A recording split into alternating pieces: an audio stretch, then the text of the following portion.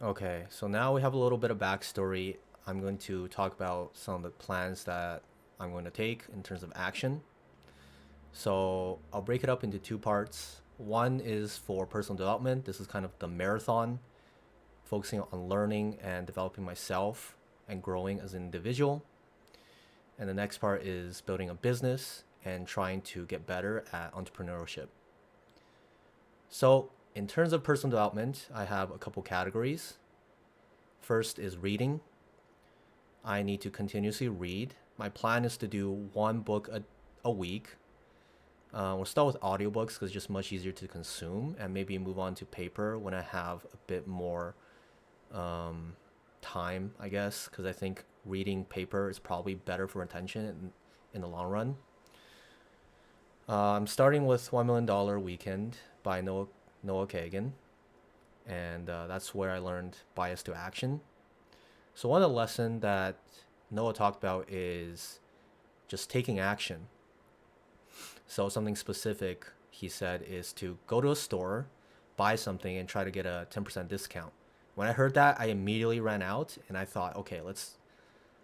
Actually, my first thought was, let's wait for a couple days because actually I resigned, but I still have a couple of days left. So my last day at my job is actually May 31st. So my thought is, okay, I'm gonna start doing all these things after my job is over and I can clear my mind. But that's actually my mind getting back into that old mindset of, I'll just do that later. I'm not gonna do it now. So I've been catching myself kind of having that thought pattern. So immediately I went out. I talked to a couple strangers, something usually that I'm not comfortable with. And then I went into the coffee shop. I bought a tea, tried to ask for a 10% discount, and the cashier said, "Do you have like a discount card or something?" I said no.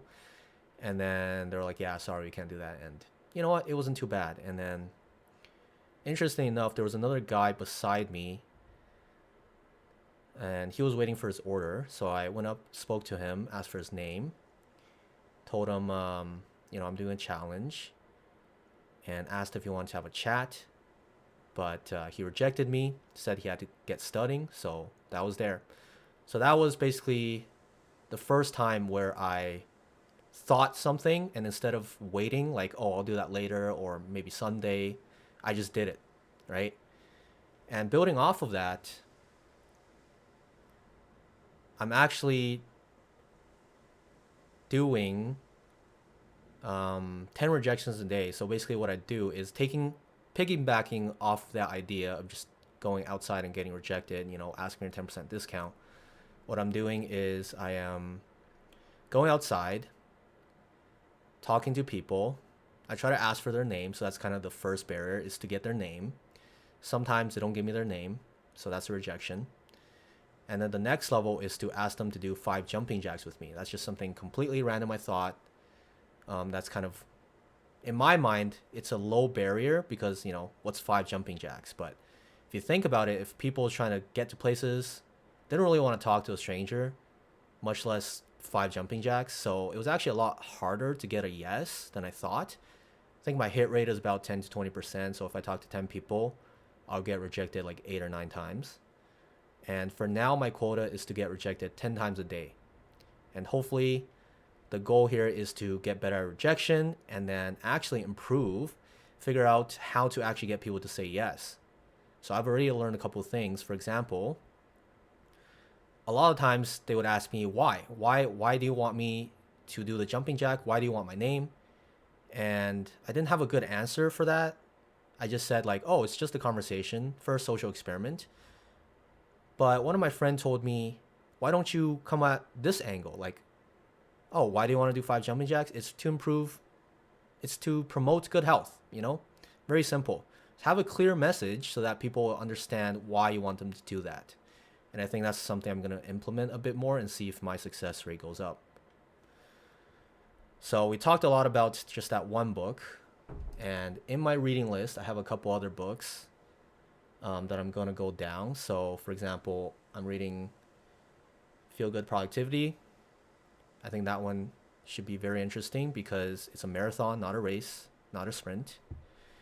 The Millionaire Fastlane, $100 million offer, .com secrets, the 4-Hour Work Week, and the E-Myth Revisited. So basically, I got all these recommendations from Ali, and I'm just gonna try to go through one a week and see if I could do that. So that's for reading. Next is equipment. So obviously, I don't want to go out and start spending money and just. I have a decent amount to save up from just working.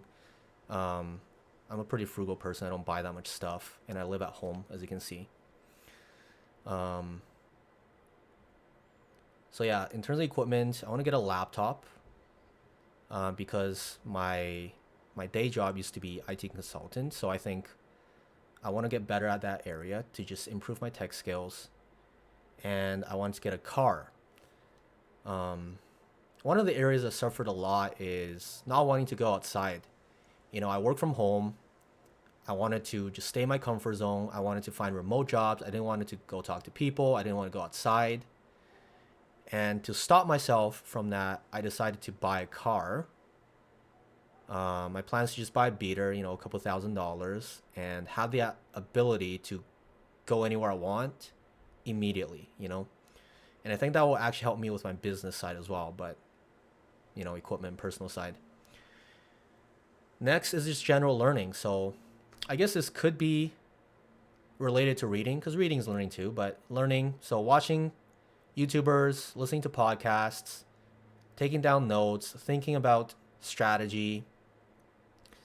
One of the advice Ali said in one of his video was he stopped learning at some point. He was too much biased to action. And I think I'm not there yet, obviously. I still need to do more, but I think learning is very important, and I want to keep that up.